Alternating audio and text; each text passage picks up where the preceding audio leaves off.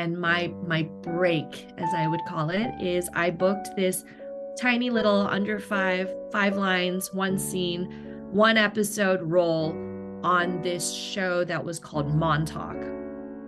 Low budget, not low budget. It was a full budget, but it was not not like a Hollywood multi-billion dollar kind of production. It was a cheesy premise, a little horror, little monsters, a bunch of kids running around. There were no real name actors attached to it who had been working recently that were super big and famous. But I was excited.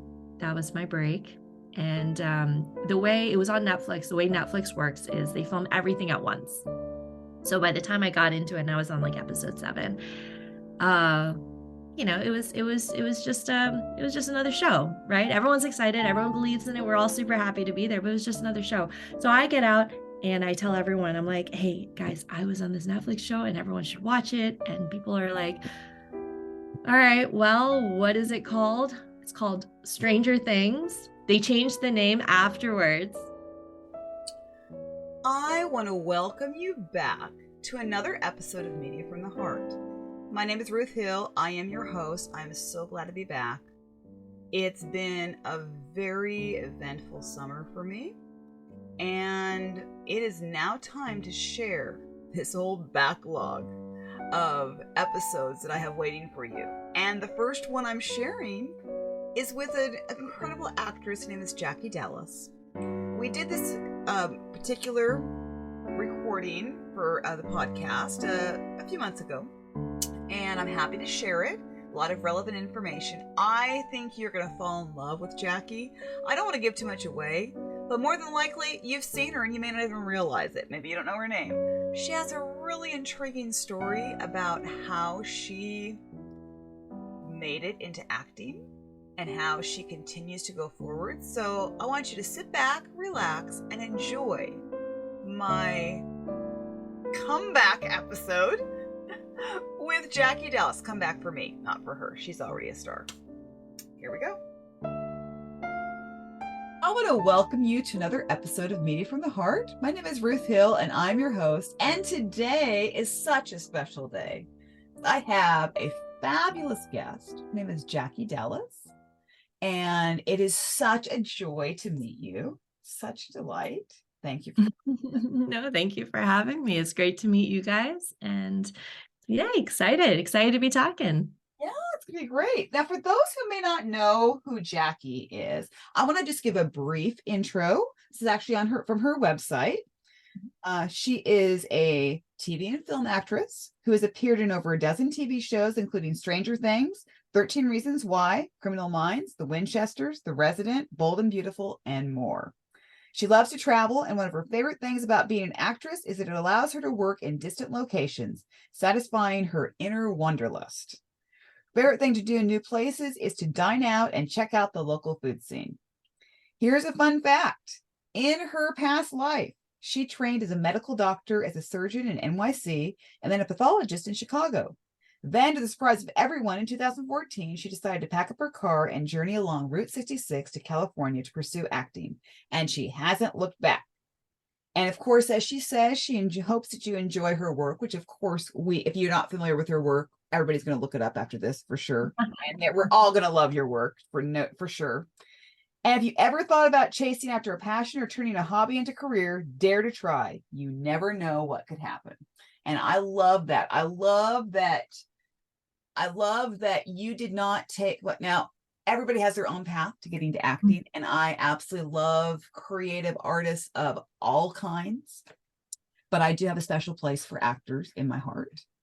And I happen to work for one, so that does help. but I love hearing how you arrived at acting, and you didn't take the traditional route. And I love that. I really do love I know traditional routes are wonderful, but I love getting to hear these non-traditional stories. And so tell us, Jackie, how did this happen? Now, you studied, you're in the medical profession, and then you make the decision to be an actress. So tell us a little bit how that happened. Yeah, it's definitely not the conventional route. I I grew up in a small town in Florida, and there's not a lot of acting opportunities there, but I always knew that I loved acting. I did, you know, I did like plays in school. I did high school drama club. I would do even theater competitions. Summertime, I'd work at the community theater. I used to chaperone for like a children's theater camp. So I always really loved performing.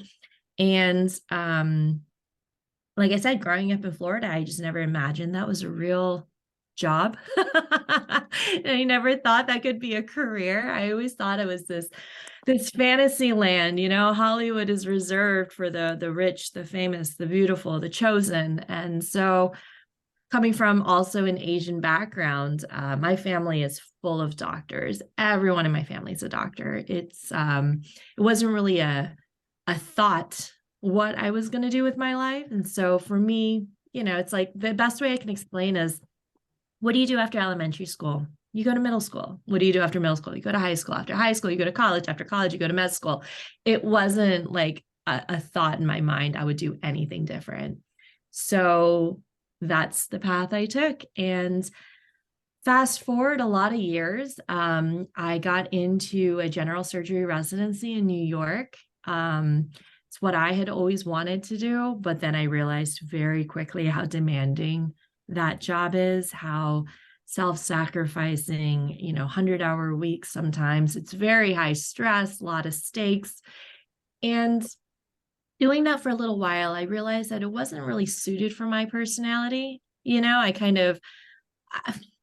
a little more selfish with my time, and I need my me time, So that for me made me a little unhappy in life. So I switched over to pathology, which is still anatomic based. I deal with biopsies, surgical specimens, autopsies, and my surgical background really kind of gave me an advantage in that field. But once again, as close to a 9-to-5 as you can get in medicine, it was a good job, but it wasn't exciting. It was one of those, I wake up, I show up, I go home. So in my spare time, I was like, you know what? I need hobbies. I started doing background work on local television shows and movies. I started working on local independent films and student films and just whatever I could find at the time, not knowing anything about like the professional side of the industry. And the more I did it, the more I fell in love with it. And the more I realized like, wow, this is what I love doing. This is what I meant to do. And of course, at the time, I wasn't making any money doing that.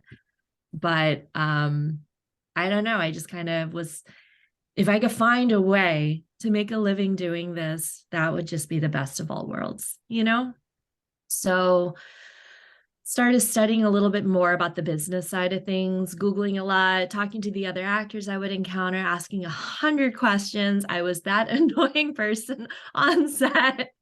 And I don't know. I made the leap. I made the decision. Actually, I need to add one little thing. So my husband, he's also in medicine, and I met him in the med school process.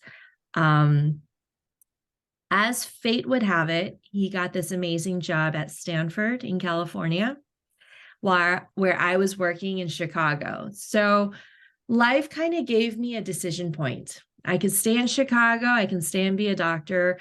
I could move to California, pursue this relationship that we wanted to pursue, and, made the decision to go to California and just give it a try, see what happens. I'll always have an MD, I graduated with a degree. I'll always have it. So that became my backup plan. All of a sudden, my career of like 12, 13 years became my backup plan. Moved to California, and I thought, you know what, let's give it a try. I got to start over anyways. Might as well pursue something I love to do. Give myself a couple of years and see what happens. And I got very fortunate and found a really good circle of friends, got some good mentors, got some great opportunities. And here I am. Oh my goodness. Jackie, listening to your story, I realized that I don't have a medical background. That's not, but I can hear the similarities, because what you're talking about with your feelings with being in the medical profession, that's how it was for me in teaching. Mm-hmm. I had this, that was what, I was a teacher for many years. And just hearing that thing of, yeah, you get up, you go to your job, you do your work. It's a good job. It's fine, but it's nothing really exciting. It doesn't really excite you. Right. I mean, every everyone has their own path, like we started in the beginning, right? And everyone has their passions and everyone has the things that they are good at, that they are meant to do, right? My husband loves being a doctor. He is exceptionally well, made for it. And I have a lot of respect for him, and I have a lot of respect for every doctor in the profession. It's so selfless, and teachers. I mean, I have such an appreciation for teachers. I've had excellent mentors. I had to have good teachers in order to make it to med school to begin with. And, there's wonderful, wonderful jobs that are just, they deserve all the praise in the world, but that doesn't always mean that it's right for us as an individual. It is so great just, hearing your story, your path, and that you took that risk, because Mhm. it's so easy. It would be so easy to just, I can remember making my decision to go a different direction, and it would have been so easy to just stay with that safe path. It'd be so easy, and there's nothing wrong with it. We're not even saying it was wrong, because everybody Mhm. has their own path. But I see you as taking a risk, that you were brave, you were courageous. That's the way I see it. Thank you. Some people thought it was crazy. I think that all of us who take those kind of risks and are brave and courageous, yeah, there has to be just a little bit of that craziness. You got to be a little crazy. But after all, who wants to be normal anyway? I mean, I think being normal's overrated. So that's just my opinion.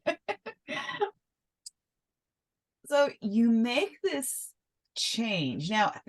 Okay, going back to your family, because I was kind of thinking the whole Asian thing. There's actually that stereotype, isn't there? At least from what I see, Yeah. the stereotype of, And, oh, Asians become doctors. right. And stereotypes exist for a reason, right? There is that pressure. Right. Um, yeah. Yeah. So how did your family receive this? What did they think when you make this change of, well, I'm going to go and be an actor? Yeah. Well, going back to when I was a kid, I used to daydream about, oh, I'm going to go to New York. I'm going to be on Broadway. I'm going to go to LA. I'm going to become an actress. And, in theater club and, acting camp and all that stuff, my mom would be like, yes, yes, dear, that's really cute. Go do your homework, go study. Let's get your scholarships. Let's get you into a good school. Um, so they always knew that I had this passion, right? And I won't say that they discouraged me. My parents were always very supportive of everything I wanted to do, but they were realists. They were practical, and they understood, the world a little bit better than a 15-year-old girl did. So they steered me in the responsible direction of going to college and getting a microbiology degree and doing all of that. Now, fast forward to me being a surgeon. They saw that that wasn't a good fit for me. I would call them, and I called them all the time, and I would call them and I'd just be so upset about something that would happen. I was so stressed, and sometimes like weeks would go by between calling because I'd just be so busy, waking up to be at work at 6 a.m, not getting home till maybe 10 o'clock at night sometimes. So it just became this like very, very difficult existence for me. So when I made the decision to leave surgery and go into pathology, my family, being familiar with different fields of medicine, were like, great. Yes, that is such a better fit for you, no emergencies. It's quota based. So you get to work and you do what you got to do. And if you finish at 2 p.m, you can go home at 2 p.m, for the most part. I won't say all fields of pathology are like that, but at least the part that I was in. So they were like, this is a much, much better fit for you. They know I'm socially outgoing. They know that I like, traveling and having my free time and having a glass of wine at the end of the night. So they were very supportive of that. Now, another couple of years go by, and I said, this is not what I want to do. This is not what makes me happy. My fiance just got into a residency in California, and they love him. I mean, they were so ready to hand me off. And so when I told them, this is my decision, I think I'm just gonna, take that jump, head to California, give it a year or two, see what happens. They were worried, they wouldn't be responsible parents if they weren't. They tried to talk me out of it in the most supporting way possible, but my mind was made up. They know I'm stubborn. They gave me the blessings, and I came to California, and we kept close tabs on each other, making sure that I was okay. But when I got my first bookings and I started working and I started, saying like, oh, I have a paycheck, they got really excited for me. And then the more I've accomplished, the more supportive they get. I remember going home for like, I don't know, Christmas vacation or something, and having this big family reunion. We have a decent sized family, and my dad would pull up this trailer for the Ant-Man, which filmed in San Francisco, that I was an extra in. And when you watch the trailer, my face pops up as this teeny tiny little head in the corner for about 1.5 seconds. And my dad knew how to just like screenshot that moment and be like, my daughter's an Ant-Man. And I would be like, that's an extra role, Daddy. Like, of all the things I've done, all the Netflix shows and all the primetime shows, that's what you're most proud of me for. My dad's a big nerd. He's a big comic book geek. And so he got super excited about that moment. And even my sister, who's an OBGYN, she did the whole med school thing. She's still in it. She's amazing. She's training at Mayo Clinic. She's so smart and accomplished. She literally comes up to me and she's just like, you know what? Out of everyone in this family, out of all the accomplishments, you're the one that everyone is so proud of. Because my job is such a novelty to them, It's like being a doctor isn't special. It's expected. Oh, well, that's good to hear. I love hearing that your family is that supportive. I mean, that because you don't always hear that, and that's great to hear. I think that definitely, at least as I'm looking at your career and I'm looking at you, that explains why you've had such success and everything. I mean, yeah, I mean, not where you're like this rich and famous. I'm not talking about that, but you're being successful. I know you did extra work, but what was the first? So you come out to LA. What was your first booking in LA that you look at as saying like that was somewhat significant for you? Oh, being an actor, there's so many challenges and there's so many milestones that you have to meet. I don't know how familiar everyone is with the world of acting. So just kind of simplifying it, getting an audition, even getting your first audition is huge, because in order to get the audition, you have to submit yourself, whether it's yourself, if you don't have an agent, or through your agency. You need to have, your headshots. You need to have a resume with experience. You need to have this demo reel. So it is it's a career of catch-22s. How do you get a job if you don't have a job on your resume, right? How do you show that you have experience? I mean, you could do all the training you want. You can go to school for it. And then for me, coming like not having any of like education or formal training, you really kind of just hit the ground running and hope for the best. So I would say getting my first audition was huge for me. And I was so nervous about it. And I had no idea what I was doing. They were asking me basic questions and I was just nervous talking a mile a minute. It was probably embarrassing in hindsight. My first speaking role I actually got in Chicago. And this is one of the things that kind of triggered me to like make the move, right? I was cast in this very low budget, silly indie movie horror parody called Not Another Zombie Movie. And actually it's this one right here. Okay. I think I have like 3 lines in the entire thing.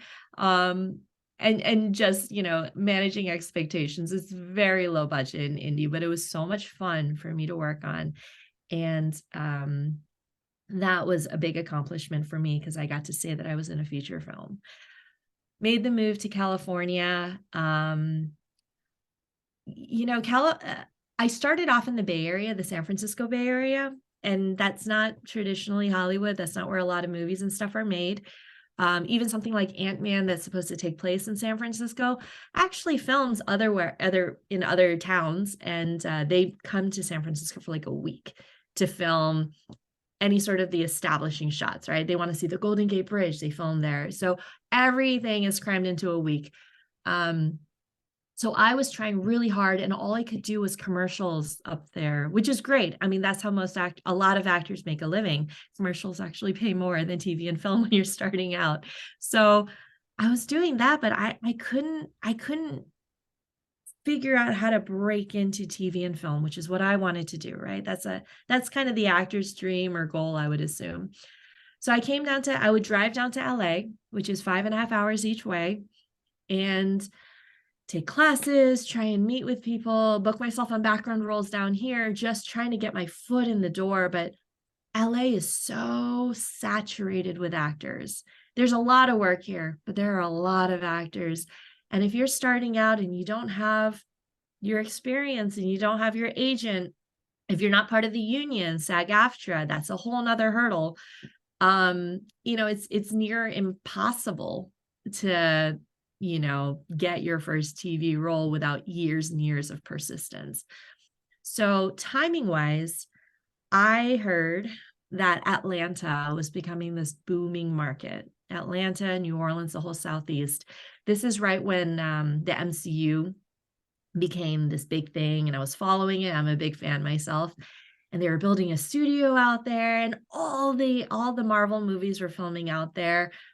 So I was like, you know what? Let me put myself out there and see what happens. I'm already bouncing around the country. Why not?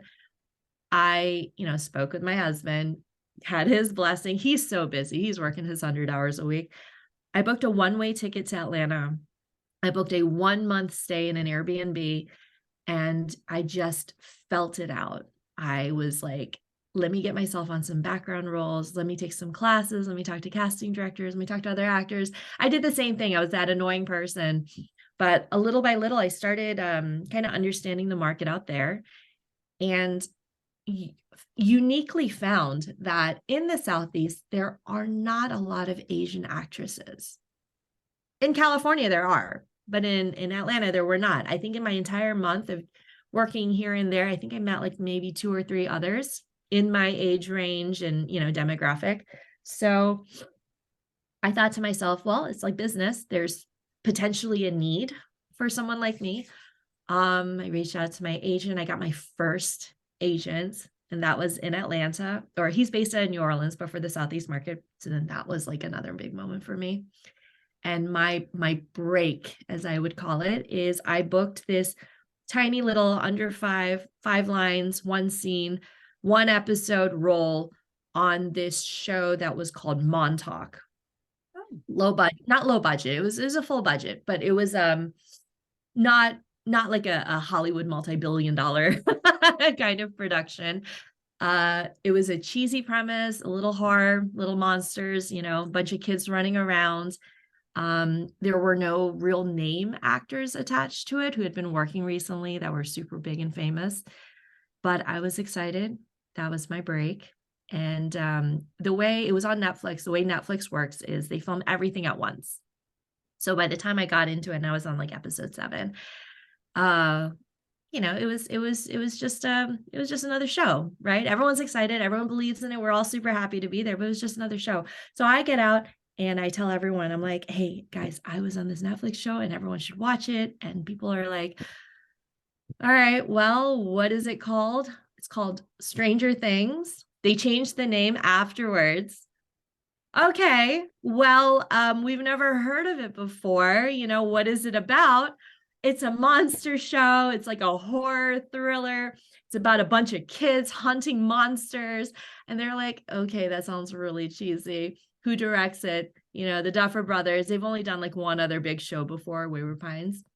Who's in it, all the kids, that one guy that the face of, but you don't know the name of, and Winona Ryder. And they're like, well, Winona hasn't done anything in like 10 years, So I had this watch party, and they're like, what episode are you in? I'm in episode 7.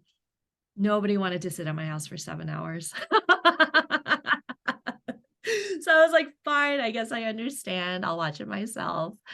And, it was what it was. And I was super excited. And then like 3, 4, 5, 6 days later, slowly but surely, my phone just starts blowing up because this show like catapulted into number 1 on Netflix for weeks and weeks. And even now it has this ginormous like following and fans, and it's crazy to think that that was my first like official on TV, you could watch me kind of role. So I would say that was my break. Sorry, that was a long answer to a very simple question. Right. No, you covered so much with that. I think that's awesome because I was kind of thinking it was Stranger Things. That's what I was Yeah, I thought this was headed. You filled in a whole lot there. No, so that brings me to on your back wall, are these all the things that you've been a part of? Are these movie posters or TV posters or whatever from things? Yeah, so these are movie and TV posters that I have been a part of, that I am proud of, that have seen the light of day. There's so many small indie projects that never that never get released, or student films that you're excited for at the time, but then they're not very good in quality and stuff. But yeah, this is my little wall of validation for myself, my wall of encouragement. It just keeps me going and reminds me how far I've come. And I think as a creative and as an artist, we need to keep reminding ourselves that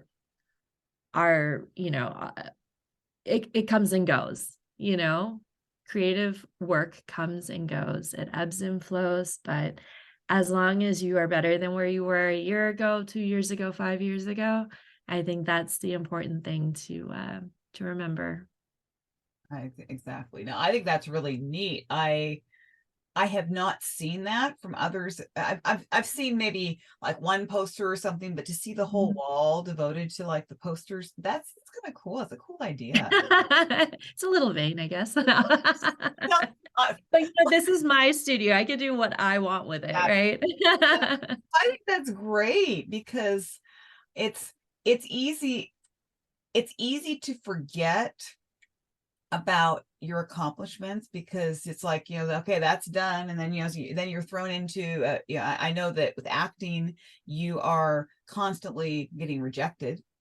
What's like the big thing? You go out for all these auditions and you get rejected, that you get more rejections than you do actual bookings. It's true. That is true. So I'm kind of thinking something like this could help remind you of, okay, I didn't get that, but look at all these cool things I have done, Yeah. Yeah. So it's been good for my mental health, well,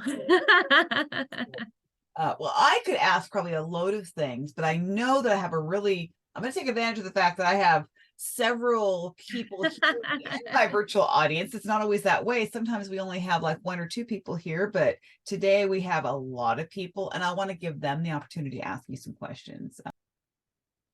All right, go ahead, Charlene. Okay, I had to unmute myself. Okay.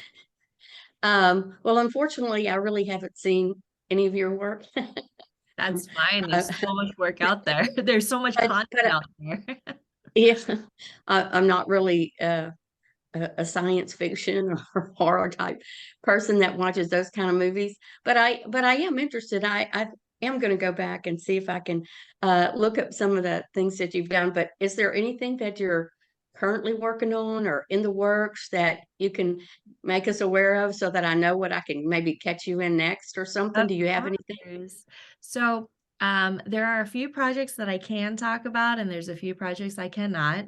There's a lot of NDAs in this industry, spoilers and whatnot. So the ones I can talk about, I'm I have a movie called Darkness of Man that I filmed earlier this year. I have a small role in it. It's starring Jean-Claude Van Damme. He's still working, still kicking butt. And that'll be an action movie, obviously. So that we finished filming in January. It's in editing right now. I am not sure when it's going to be released, hopefully by the end of the year. As actors, sometimes we're the last to know. I've got another series that'll be coming out on Amazon Prime. It's called Expats, starring Nicole Kidman. And that'll be on Amazon Prime, I believe. It's a limited series. It's based off of a book. Basically, she finds herself as an expatriate living in Hong Kong. I play Penny, a character named Penny. That will also be out. They're saying maybe early 2024. So that's something. I know everything takes forever. Everything takes forever. And thank you, Patrick, for reminding me. I just got back from Arkansas, worked on a film called Twisted Marriage Therapist. And that is also kind of a thriller. I'd say it's a relationship thriller.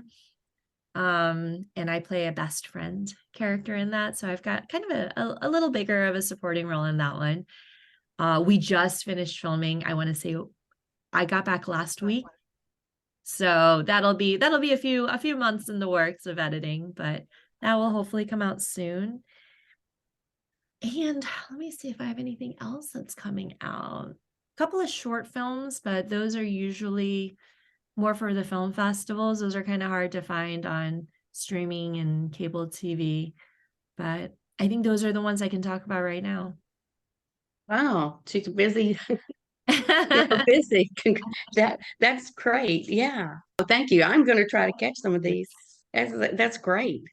And without getting into the horror genre, sci-fi genre, if there's like primetime procedural shows that you enjoy, like NCIS or Criminal Minds and stuff like that, I've been on a number of those, and soap operas like Behold and the Beautiful, Young and the Restless. I think soap operas are also kind of hard to find. I think they're once they air, that's your chance, perhaps. But yeah, there's some other stuff out there. I don't just stick with the sci-fi and horror genre. Oh, well, thank you. Thank you. Thanks so much. I appreciate that. Yeah, because I think you were on The Resident too, right? Oh yeah, The Resident. That's on Fox. Yeah, medical drama. Which I think. Oh, okay. Interesting. Medical.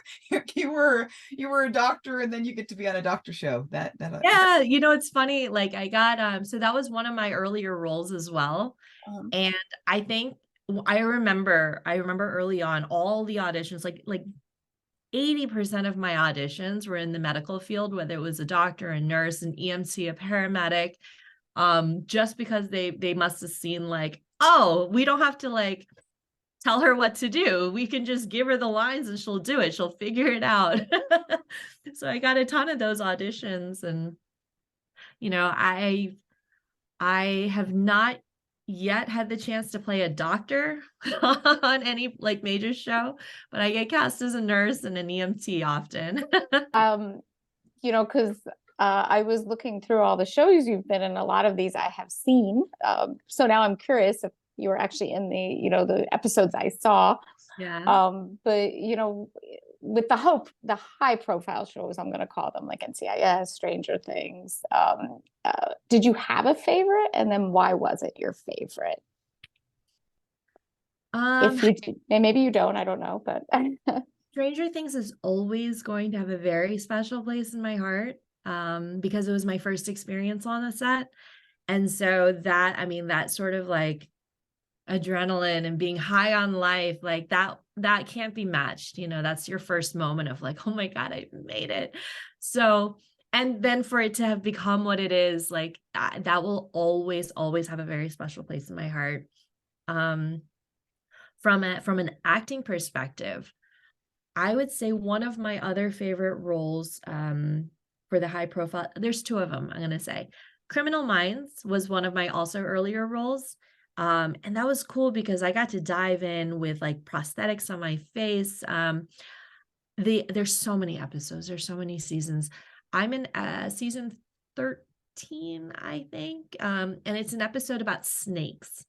And it's no problem if you don't remember me, because I spend the majority of my scenes where you cannot see my face, because I do a lot of body acting, a lot of voice acting on the show, which is a challenge. Because the reveal, I'm going to spoil it a little bit for you. The reveal is I have prosthetic like scars and stuff on my face because I'm one of the victims. And so that was a really kind of a unique experience for me, because I had to learn I had to act in a different way that I'm used to. And just, I don't know, getting makeup on your face and stuff is always really cool, in my opinion. So that was nice. And then recently, maybe I think it was last year or the year before, I got a chance to work in Hawaii on Magnum PI, the reboot. And it was a good scene. It was dramatic. I had to show a lot of dramatic emotions. I wasn't just a talking head on the screen. So that was kind of fun. But also, anytime I get a chance to go to Hawaii, like, I will take it. So, sitting in the airplane being like, wow, I'm going to Hawaii to work. Like, my second moment of I've made it. Nina, great question. Thank you. I would agree. I've not been to Hawaii, and I know I have friends who's like, they go to like, yeah, we'll go to Hawaii to be on a show. Oh, how cool is that? Okay, we're gonna make a movie, or they're gonna make a movie. They're gonna spend 3 weeks making a movie in Hawaii. It's like, what? How cool! I know, it's crazy. Sometimes even now I'm like, pinch myself. It's funny. Like, I live in LA. I moved to LA because this is where Hollywood is, but I spend a lot of my time filming in other places. I fly often. It's just, sometimes it's the most random place, like Arkansas. Who'd have thought I'd be flying to Arkansas for a movie? Lisa, were you saying that you had a question you wanted to ask? Yeah, I do. Thank you. Sorry, I was late out in the garden, lost track of time. Right. But this has been wonderful. This is great. I'm really enjoying all of this. And I did know the punchline of your Montauk story because I'm a writer, and Hey. I read a lot of pilots and pitch decks and that kind of thing. And the Duffer Brothers had shared their pilot and their pitch deck online. So I knew it was called Montauk. So when you said that, I thought, oh, I know. And that was a lot of fun. That's just great. Congratulations. And I have seen that season of Stranger Things, but now I need to go back for sure and watch episode 7. I'm really excited about that. I did have a question about roles that you would like. Is there something that you're really hoping to get, whether genre or type of character? So my favorite genre is kind of in the action world. I love, exciting movies that are just fun to watch. And rom-coms and stuff like that are fine. But for me, it's about the action and the thrill. So being in that genre, I've done a bit of work already, but I think maybe getting the opportunity to have, like, I don't know, a really like interesting story supporting memorable kind of a character. I'd love to play a villain. I think villains are a lot of fun to play. I've done a couple in very small short film projects and stuff, but the reason I say that is there's just so much more room to play with. You can do anything, you can interpret anything. And one of the things I like about a villain psychology is that a lot of villains are not, if it's a well-written character, they're not just out to be evil. They have their own motivations and they do what they think is the right thing to do, even if it's just for them. So I think being able to, I don't know, immerse myself in that kind of a character, in that kind of a world, I think would be a lot of fun. I mentioned earlier, I'm a big fan of these comic book movies. It might be phasing out. Everyone might be kind of fatigued with them, but I personally, I'm still a big fan of them. So yeah, I think that would be my answer. I love playing stronger characters and female forward, hoorah kind of stuff. I've been very fortunate in that I never really had to pigeonhole myself into a type of role. I'm an American born Asian. I never had to play like an Asian kind of character. I've been asked on projects to do accents, and either they realize I'm not the person for that, or I win the battle of not having to. I've auditioned a lot for like nail salon technicians, and I just feel very fortunate that I wasn't in a position that I had to take those roles early on and pigeonhole myself. I've been given the chance to kind of broaden representation in the media, and I'm very proud of that. Fantastic. I love that answer. And you reminded me of something I had heard, in writing, and that is that the villain is a hero in his own mind. Yeah. I love that. Yeah. Great. Well, I hope you get those roles. That's fantastic. Thank you. I hope so too. I could definitely see you playing a villain. I could see. I could not because you're mean. I don't mean that. I just not that. It's just that I can see you doing that and doing it very well. Just because you seem very versatile. I mean, from what I can see, I like the idea of you saying you're not pigeonholed. Yeah, I can see that most definitely. I have interviewed many other Asian actors who they sometimes do get pigeonholed. And it's like they're always playing the doctor or the EMT or the nail salon or whatever. It's like they're always playing. And it's not that it's bad. We're not saying it's bad. Everybody has a different trajectory with their career. And Definitely. And some people are perfectly fine with, okay, I'm always this character, and they make a whole career of it. And they yeah. And some of the most successful actors out there always play the bad guy. I think a lot of actors are cast for their vibe, the essence that they have, and some just have a certain type of essence. When I talk to actors who are starting out and they worry about getting typecast, I say, don't stress about that. Get your foot in the door first.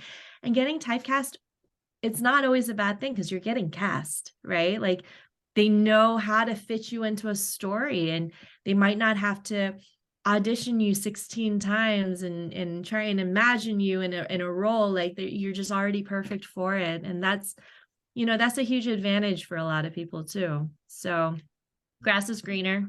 That's right. Oh, it's true. I have an acting friend who's been in the business for decades. Has died on over 100 times on and that's like his thing. I mean, that is honestly his thing. When it was his 100th time, they actually had like a celebration, like, you've died 100 times on camera. And it was like, yeah, it's like, and that's like his badge of honor that he just wears, and it's great, and loves it. He absolutely loves it, and so, hey, he's made a whole career of it. So yeah, it's so great. And that's a skill. Getting killed and playing dead on TV, that's a skill. Sure, absolutely. So Paula, are you ready to jump in? I know you've been waiting. I like when others can go ahead because I got tons of questions. Let them get throw them at me. Let's do it. I'm all over the place because I really didn't prepare as well as I usually do. But as I have all notes, I'm going to go back and forth.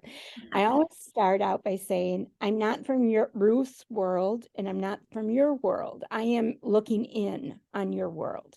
And so I may have questions that have nothing to do with some of the movies, some of the background, like one of them that came up right away. I don't really know. I mean, we've heard actors and actors say, but what is SAG and what is that AFTRA? What is that? How do you get into it? What are the requirements? Sure. So SAG-AFTRA is the Actors Union, and it used to be SAG Screen Actors Guild, used to be just for film, and then AFTRA, American Federation of Television and Radio Artists, I think. That used to be for like television and radio, but you'll notice now actors all do the same thing, right? We bounce back and forth between the two mediums. So they just joined it because it made more sense that way. So that is the Actors Union. That's, I think, crucial in our line of work because I think artists are very easily an exploitable group of people. If we do what we love to do, and art is subjective, it's easy to be like, oh, well, we're not going to pay you, but you should do it because you love it and it's good exposure. We've all heard that kind of sleazy line there. And there's a time and a place for that.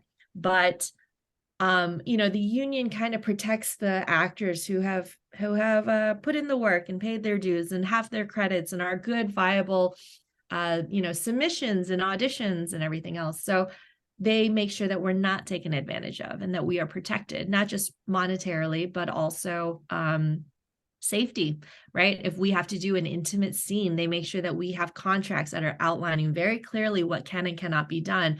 If there's nudity, what can and cannot be shown. If it's an action movie, what safety precautions are in place to make sure that we are not in danger. Having a stunt coordinator, requiring these things. So they really look out for us, because as actors, it's hard for us to always advocate for ourselves because we don't want to be divas. So we don't want to be high maintenance, and it's hard to negotiate on behalf of ourselves because, this diva actress wants millions and millions of dollars that she's not worth, So I think that's very important. And even on the other end of the spectrum, background actors, they're easily replaceable. Why should we pay them so much? The union makes sure that every actor is protected from the top to the bottom. How to get into it is another one of our career catch-22s. So the most straightforward way is you need to work on union projects in a principal capacity, meaning you need to have a speaking role. But then you can't get an audition for that unless you're like SAG eligible. So it is a catch-22. It's a challenge that a lot of actors have to overcome. There's a variety of loopholes and kind of backdoors and practices in our industry, which get complicated. I'm not going to get into all of that, but I will say that it is usually, it takes a couple years to find yourself in the position of becoming in the position of getting a role that will make you SAG eligible. And we have this phase called SAG eligible before you join SAG, because it does cost like $3,000 to join. Not everyone has it right away. And joining the union isn't the best choice for all actors at a particular phase in their career, because once you join the union, you cannot do any project that's not union. And union projects are basically anything that's televised, anything that's on primetime cable, anything that you're going to see in the movie theaters. Big projects are all union. Not anything, but like most of the small stuff, like indie films, student films, may or may not be union. So if someone is not experienced, kind of jumping into that pool of very experienced actors who already have a lot of credits under their belt, it'll be extra hard for them to build more experience, not having any coming into that pool. They might just kind of get washed over, overlooked and lost in the shuffle. Whereas if you haven't joined yet, you can still do these non-union projects and you still have the opportunity to book more roles, get more characters, get more demos, get more screen time and clips under your belt. So that, when you decide to join the union, you've got this amazing body of work, So it is a catch-22, but I like to think that it happens to you when it's meant to happen to you. And I know that's a very kumbaya way of thinking. I remember when I was starting out, I was like so eager. I was like, why can't I join? I have to reiterate to a lot of actors, if they happen to be watching, it's not a golden ticket. Just because you joined the union doesn't mean that you're suddenly going to get all of these union roles. You yourself as an actor, you have to be a competitive applicant, for lack of a better word. You have to be a competitive actor in that pool to really get those opportunities. And if you're not ready yet, then the industry is going to tell you you're not ready yet. So just keep at it. It's a hustle.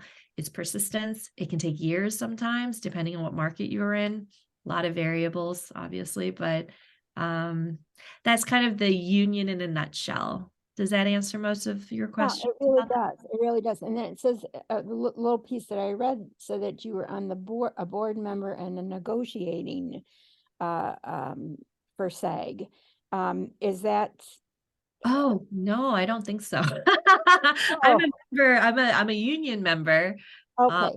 Yeah, I'm a union member. I wish I was in a place of bargaining and negotiating. Okay, I was wondering what the difference were of Yeah, those. I'd love to fight the good fight there. But then every movie that you make it now, because you are a member of SAG, do you have to have it approved by them, or it just has to be a union movie?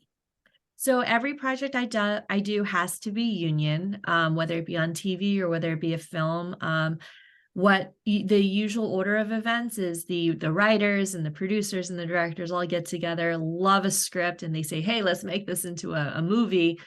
And they submit paperwork and they submit it to SAG to say, hey, we're making this a SAG movie so we can hire SAG actors, because they understand on the business side of things, having a movie is great, having a good script is great, but a lot of people just, the nature of it, a lot of people won't watch a movie unless they recognize someone in it, right? Like think of Everything Everywhere at Once. That, I don't know if y'all have seen it with Michelle Yeoh. It's a very strange, imaginative, creative movie.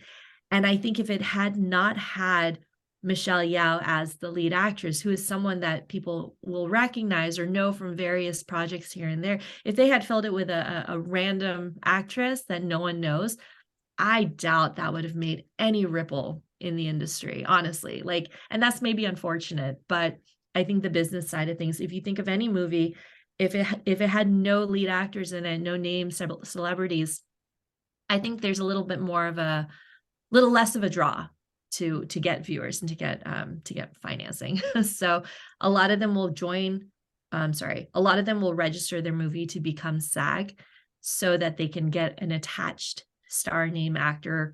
And then, the rest of us union actors like to piggyback onto that project. Now, so are shorts considered in part of that? Because you were in a short called The Choice. And was it a student project, or was it because it was like 22-minute short? Yeah, that was a couple years ago. I say that was maybe like 4 or 5 years ago or something. I can't 2020. remember. It's Yeah, time is about funny with the pandemic, I've lost track of time. But that one was a non-union film. I did that right before I was joining the union, so I was still able to do non-union films at the time.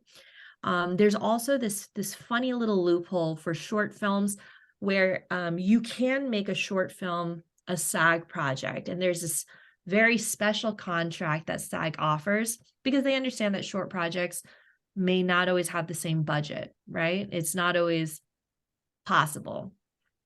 So to give that film an opportunity to succeed and be the best that it can be, there's this I wish I knew the name of the contract, but I don't. It's a short project agreement of some sort, low budget short project agreement.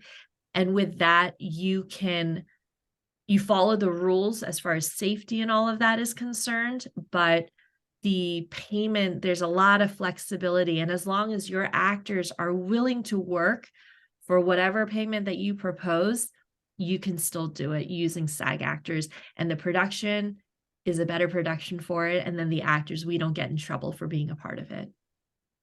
Was that one a student project? Was it No, it wasn't a student project. I would say it was just an indie short. It was made by a great collaboration of experienced directors and actors and producers and writers. And we did film festivals with it. It won a ton of awards. I'm very proud of that. But it was not a SAG project at the time. No. I'm for anybody who participates in the short ones that are student oriented. Yeah. My grandson, the one that just graduated, his girlfriend also graduated from Miami with film, and she's a writer, of course. Yeah. The strike's going on right now, which doesn't help when you're trying to get your first job. True. She's having a little bit of a struggle out there, but Yeah. I'm sure she'll be patient and it will fall into Mhm. place when it's time. But Yeah. I like when people help kids out, Of course, yeah. I think I've done dozens of student films earlier on when I was non-union. And it's it's such a unique, I keep using the word opportunity, but I can't think of another word right now. It's such a unique opportunity for an early actor who's starting out, because it gives you the chance to really make early on connections, and everyone starts somewhere. There's starting directors and starting producers and starting writers. And if you guys hit it off and have good chemistry and you work well together, then it gives you the chance to grow together. One of my favorite things to hear is famous people on the red carpet doing interviews, and it's like, oh, they were college roommates and they went to film school together, and it's just like, Ben Affleck, Matt Damon, like I just love those stories. And I think student films is such a good place to start, sowing those relationships and those friendships and that film family. And it's for the actor, I think student film sometimes gets a bad rap, because there is kind of that wild card of, yeah, you went to school for it, but are you good at what you do? But students in film school have access to all the professional equipment and all the professional cameras. I mean, cameras that cost tens of thousands of dollars that as an indie filmmaker, sometimes you don't have access to equipment like that. So if you're a talented, a talented film student, then you can really make some magic happen for no money. And to be an actor in that position, it's like winning the lotto sometimes. And it's really, really amazing. I told her I'll put myself out there. I'll be an extra in any student short. Yeah. I would love to. So when you did your background, when you did those small parts of the background, how did you get started in that? Is it like you just looked for background work, or just looking for anything just to get your foot in the door, or? A little bit of both, I'd say, all of the above. When I was starting out doing background work, I didn't know what I was doing at all, right? Like I didn't know anything about the business side of it. I didn't know anything about the acting side of it, how to find jobs. I didn't know anything.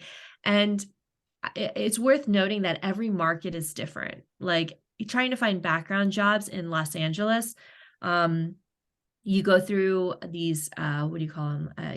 Background casting services. Like Central Casting is one of the biggest ones here. I'd say 95% of all movies and shows find their background actors through Central Casting, because Central Casting will vet the actors. You have to go in person, you have to create a profile. Well, you used to go in person, I think now it's digital, but you have to create a profile, you have to upload your headshots, you have to answer 101 questions and watch this video about what it means to be a background actor and etiquette and all that stuff. So they go through that company mostly. Now in other markets, they might just put it up on casting sites. Some popular ones are Actors Access and Central Casting Networks is another one where actors who don't have agent representation can go and find their own work. So some shows and movies will find background actors that way.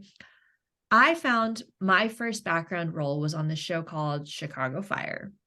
This is when I was living in Chicago, when I was doing pathology, and this is when I was just dipping my toe into the water. And this is my very first, this is a great story. This is my very first anything, first time I was ever on a set. And I was sitting in my, my little office in front of my computer, feeling very like, oh, what am I doing with my life? And I just started Googling, how to be in the movies in Chicago, how to be on TV in Chicago.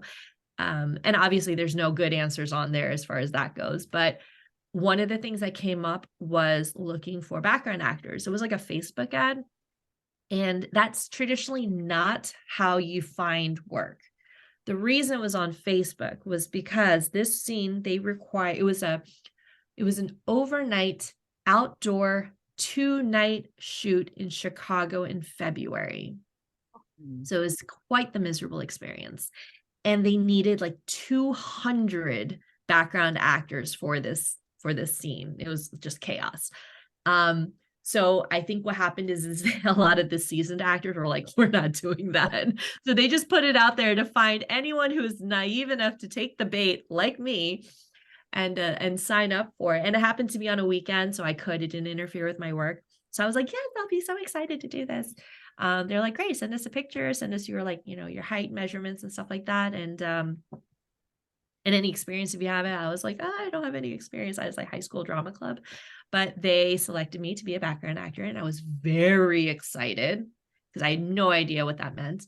They gave me the information, the day before. They said, you're going to be a teacher. And I was like, oh, I get to be a teacher. They actually gave me a role. I was like, okay, how do I be a teacher?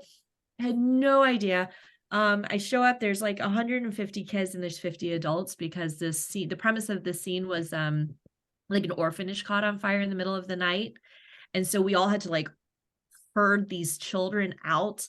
And not a whole lot of jackets. We're not dressed for outdoor wear because it's the middle of the night. We're in our pajamas. It was so cold. And of course, you can imagine by the time 2 a.m. rolls around, kids are not happy. It was a really, really tough experience. And then at the end of the day, like the sun's starting to peak up on Saturday and you're like, oh, I have to come back again tomorrow. It was really, really tough. That was my very first foray into background work. But as uncomfortable as that was, I had a blast. I loved meeting that community of people. It was my first time talking to other actors who had been doing it for way longer than I had and picking their brains and just, that was if I could do this, my worst day on set was still somehow more fun than my best day as a doctor. You know what I mean? And I don't know, maybe I shouldn't admit that, but I don't know, that kind of like enlightened me to think maybe I should do this, maybe I can do this. Maybe I have it in me to get through the rough parts of becoming an actress. What was your craziest credit for a movie? Like, you'll see a tall man standing at the bar, or you'll see, it just actually Andrew Walker's or one of them. I said, what is your craziest? And I said, well, the craziest I think was tall man standing. He never knew that it was even listed as that way, but I watched the credits roll. Yeah. And I look to see what is it. What have you had a crazy one that you can think of? Let me see, a craziest role. I don't know. I mean, crazy, such a broad term there. I did an early indie horror movie called, I think a lot of indie horrors have the potential to be a crazy experience. Just because indie horrors can be so creative and so low budget, and you end up doing all this stuff on your own and figuring it out on the fly. And if you're covered in blood, you're cold and sticky. And if you're outside, then you're cold and tired. And, I think there's a lot of crazy that comes from horror movies. One, I was doused head to toe in blood, full body makeup and prosthetics. It's like a demon. That movie is called The Free Fall. It's a lot of fun to watch. I think it is that. Oh, no, I'm in the way. This one right here. Shawn Ashmore. And yeah, so that was interesting. That was a lot of fun. I did another like thriller movie where I was hogtied in a barn for like 3 days. It was also fun. Fun in an actor way. Obviously not really tied. I could get up and like eat and drink and stuff, but yeah, so I think those tend to be a little crazy. I'll tell you the craziest, like my personal crazy moment experience was okay, so most SAG movies that have giant stars in it all go through your agent because you can't find them on like the actor self-submitting like classified ads. You have to go through an agency, and you can imagine it's because if you have something like starring Chris Evans, everyone would come out of the woodwork to be on that movie, right? So they kind of siphon it. So a lot of these movies are just through agencies. Now, on Actors Access, which is one of the self-submission stuff, I still self-submit. I mean, my agents do an amazing job for me, but I can't get rid of that, like hustler mentality. So I always self-submit also. I found this low budget movie filming in Mississippi, and I was like, what, this sounds interesting. I'm going to play a truck stop girl. And it's out of my comfort zone. I mean, I don't know who would look at me and imagine like, yeah, she belongs at a truck stop. But I said, you know what, let me go for it. Let me have fun. I'm self-submitting. I've got nothing to lose, right? Long story short, I ended up booking the role, which I was really surprised about, but very excited about. And what really shocked me was I get to set, I show up, very limited information. Sometimes the scripts, they don't give you the full script, so you don't know the storyline. They just give you your little bits and pieces. I show up ready for my little bit there, and I find out that the lead actors on the film is Morgan Freeman and Juliette Binoche, Academy Award winning actors. And I have scenes with both of them. And I just remember thinking to myself, like, I don't get starstruck too often, but they are legends. And I'm really glad they didn't tell me that during the audition process, because I would have psyched myself out for sure. And I'm really glad I didn't know till I got there because I had a moment to like get my yayas out, and once the novelty of being like, oh my God, they're like 10 feet away from me wore off, then I didn't have a chance to really process it and psych myself out. I just went into it and I just did it. So I don't know. I think that was my own personal, like, the most surprised I'd ever been. Yeah. Just showing up and being like, okay, well, I'm going to be working with Morgan in like 6 hours. Cool. That is lucky. I mean, It is a lot of luck. There's so much luck in this industry, Yeah. and I'd be cocky to say there isn't, there's a lot of luck. You were in several different thriller or horror movies.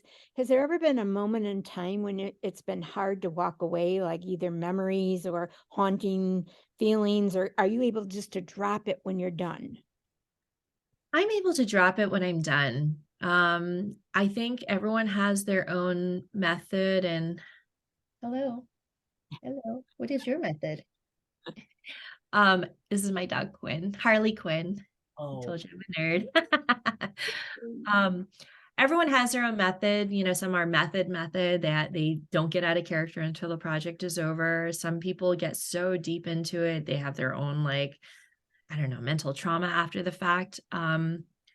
I like to do my homework beforehand, obviously, not just the memorizing, but like really kind of exploring the character. But when the project is over, You're able to I walk. drop it. I leave it behind. I forget it. I empty my brain for something else. I have a very limited capacity up here. I think one of the things that helped me prepare for that kind of mentality, though, is my medicine training. In medicine, you have to know so much, and you have to know everything about your patients, especially when you're working in high stakes like surgery.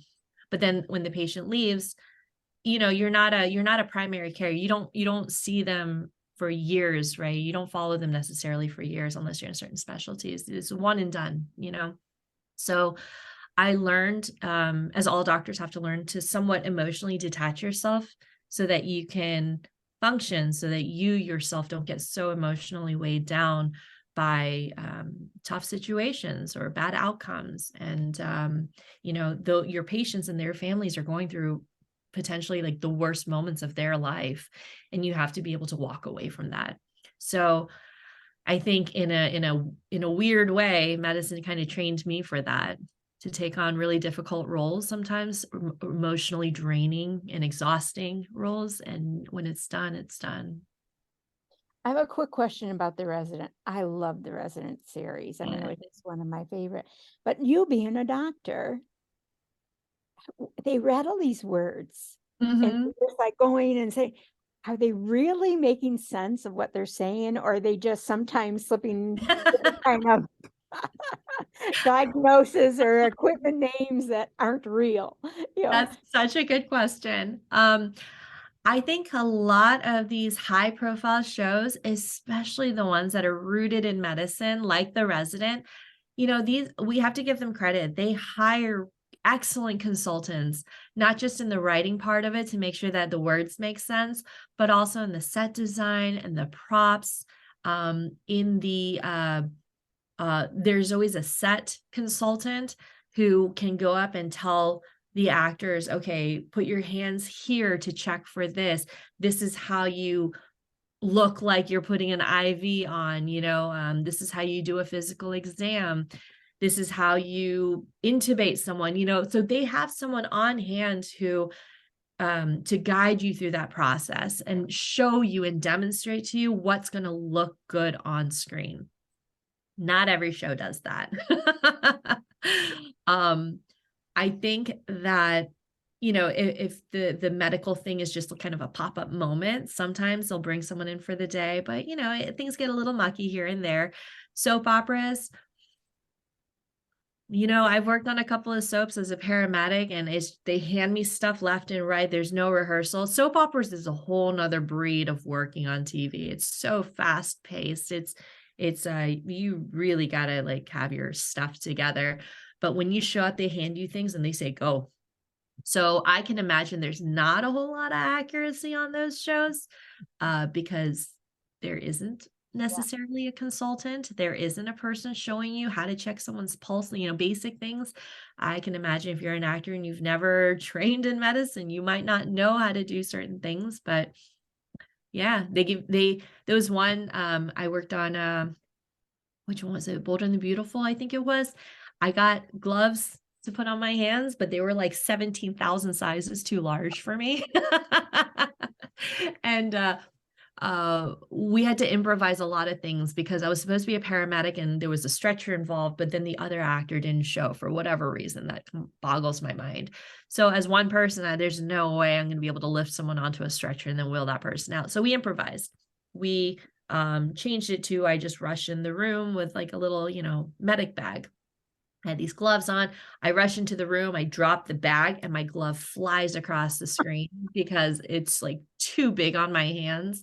So I'm like trying to do the rest of it with my hand hidden behind the bag. I'm like, open the bag up. I've never even looked in it because they handed it to me 5 seconds before the camera started rolling.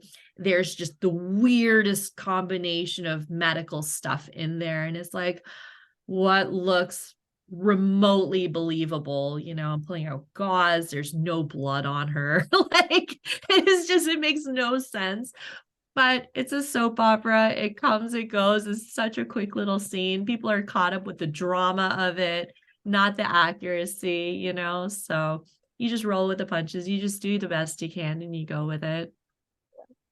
Well, I like to finish by asking, if you could be in an old classic movie would it be? This is a really hard question for me because I have not watched a lot of old classic movies. It's strange that I came into this field because I didn't grow up watching any television or any movies. We didn't have cable, like we didn't have time to watch movies. I saw some Star Trek and Star Wars with my dad. Classic movies. I'll stick with my genre. If I could have been in something like Star Wars, like that would have been so much fun for me. One of my favorite things about this genre is being able to immerse yourself into a completely different world, like the rules of our universe don't always apply. And I think sci-fi, there's a lot of great like human themes that we can explore, whether it's not to end on a super deep note here, but whether it's racism or classism or genderism. It's by making it about a group of aliens, all of a sudden like no one thinks twice about it, and getting to be a part of a world like that has become so iconic, I think would be a real delight for me. Maybe as like, I don't know, a blue alien with like who knows? It would be so much fun. It could still happen because there are so many more space odysseys, that type of movies coming out more. You see more and more of them, even more so than the vampire ones. I mean, I think they're having that one. So, well, I thank you so much for answering my questions. For all your questions. I loved all of them. Great. Yeah, she's great. Actually, it looks like Charlene, she wants to follow up. So I've enjoyed listening to your story and all the information and stuff. It's been very, very interesting and a very enjoyable conversation. And I can tell that you're living your dream and passionate about being an actress. It really comes out. It really comes out in you. But then I have a question. Is any point in time, do you think you'd like to do something else in the film industry, like being a director, producer, or anything else? You seem to be so passionate about an actor, being an actress. Yeah, never say never. Never say never. Yeah. Early on, when I was non-union and really kind of like struggling to find my opportunities, a lot of actors will do this at some point in their career, and they dabble in the world of content creation, right? Whether it be a podcast or a web series or something. And I dipped my toe into that area of directing and producing with 2 short films and a feature. Opportunity being that I could put myself into the projects as well. So with the goal of being an actor, I took the helm of directing and producing, and the short film I wrote, which, much respect to everyone who does everything on film. These are not my fortes. I show up and I say words and I go home. It's so challenging to do all these things. But yeah, as an indie filmmaker, as someone who's starting out, you wear a lot of hats. And I think overall it makes you such a better person in that industry to understand, all the different intricacies of what everyone does and what is your role in it. I think a lot of times as an actor, it's easy for us to be like, oh, I'm the star, everything revolves around me. And it's like, really, you don't. It's like there's so many things that have to line up and so much work and effort that have to be put in for you to even just be able to show up and say some words. So it's it really kind of humbles you and teaches you to respect the process, and the hundreds of people that work on a professional level crew, and really the millions of dollars that go into it. Like, don't show up and waste people's time. So with that being said, I've explored that a little bit on a very, very low budget indie level. It's a lot of work. So much respect for them. Might be too much work for me. And I think one day, maybe if I'm if I'm rich and famous and I've got the clout and resources for something like this, I will say I have a lot of admiration for actresses who have taken their career into their own control. Like Reese Witherspoon, she's got a production company. Angelina Jolie, she started a production company. Nicole Kidman, she's executive producing roles for herself. And I think if you have that sort of clout, and the resources for that, then for sure I would love to get into supporting the movies that I'd love to be a part of, helping in whatever way I can to make it better. But I think for directing and writing and producing, I think I'll leave that to the professionals. I'll leave that to the experts. Okay, thank you. Appreciate the answer. Charlie, that was a great question because I was actually having the same thought. So I'm glad you asked that. Lisa, did you want to ask a follow-up question? I just had a comment when you were talking about the orphanage in the middle of February, and I lived in Chicago. I know how cold it gets. Brutal. It also triggered a memory of my first time on a set as a script supervisor, just holding the book basically, because I didn't know what the heck I was doing. Not just holding a book, script supervisor. You have so many duties. If you know what you're doing, but I was just, this was an indie thing. All I knew was to hold the book, basically, a couple other things. But at this, and I live in San Antonio. And so this was in Texas, and it was August, and we were filming a kids' baseball story, and they had a night game. And so I just have this memory of, because it was finally cool enough, August in Texas is brutal. And I just have this memory of the kids out on the bases waiting for people to set up the sound and whatever they had to set up. And it was like 2 a.m. and there were all these little bodies out on the baseball field just lying there sound asleep. And we'd have to go and wake them up when it was time. So, that sounds familiar. yeah. When you talked about those kids in their pajamas out in the middle of the night, I thought, oh yeah, I know how it's. But you're right. It was horrible at the time, but it's such a fun memory now. There's just so many unique experiences that I think if you're not in it, if you're not in it, you don't understand. And if you don't like doing this, if you can't imagine enjoying this process, it's like, why would you do that? It goes both ways. It's not just winter in Chicago. It's when I did 13 Reasons, one of our episodes took place in the fall, and they're like college scouting, and in the fall is like September or October or something. So we had all these wool coats on because it's supposed to look like it's chilly outside. But we filmed probably on the hottest day in the summertime in Sausalito, and it was like 104 degrees. So that in itself was also totally miserable. Poor makeup was coming up and like powdering my face like every 5 seconds because I was just dripping.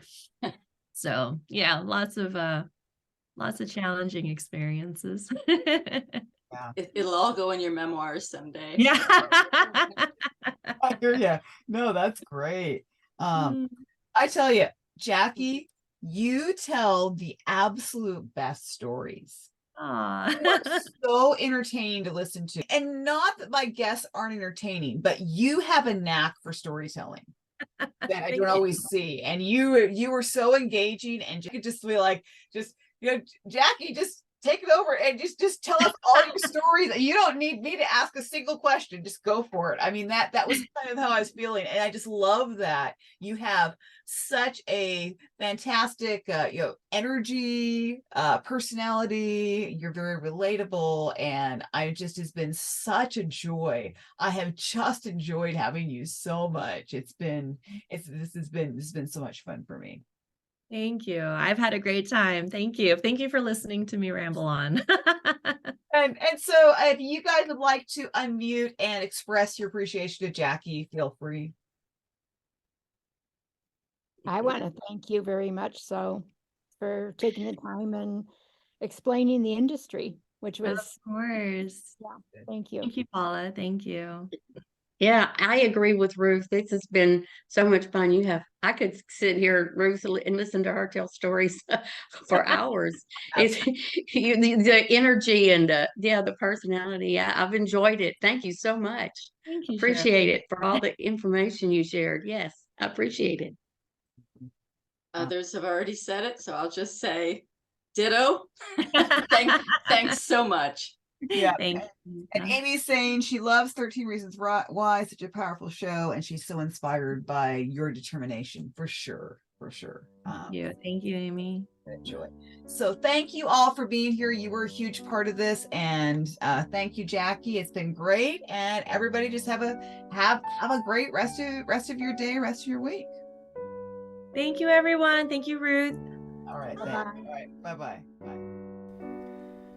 Did I not tell you that Jackie would be somebody special that you would not want to miss? I cannot think of a better person to have on my podcast as I get it going again. And I just thank you so much for listening. I thank Jackie for her patience with me, the way that she shared so much about herself. She truly inspires me. Whenever anybody takes a path that may not be the path that everybody takes. I mean, I love everybody's stories, but for me, there's something special about those people who share with me the non-traditional path. I love that. And I love that she just did it. Who would have known, who could have dreamed that this young lady, who is also gorgeous, talented, and I love the fact that she is paving the way for other Asians in her industry. So I thank her for that. Thank you for tuning in. If you're not familiar with my show, there's actually already quite a few episodes out there, so I'd love for you to take a listen to them. You can join my Facebook group. If you're listening on Apple Podcasts, please subscribe, review, rate, all those things. If you're watching this on YouTube, thumbs up, subscribe would be awesome. We're back in business, and I am so happy that you guys are a part of this. There will be more episodes coming up where you'll be able to join in live if you'd like. So be sure to join the Facebook group so you get all that information. And And I just want to wish you all the most amazing day ever. God bless.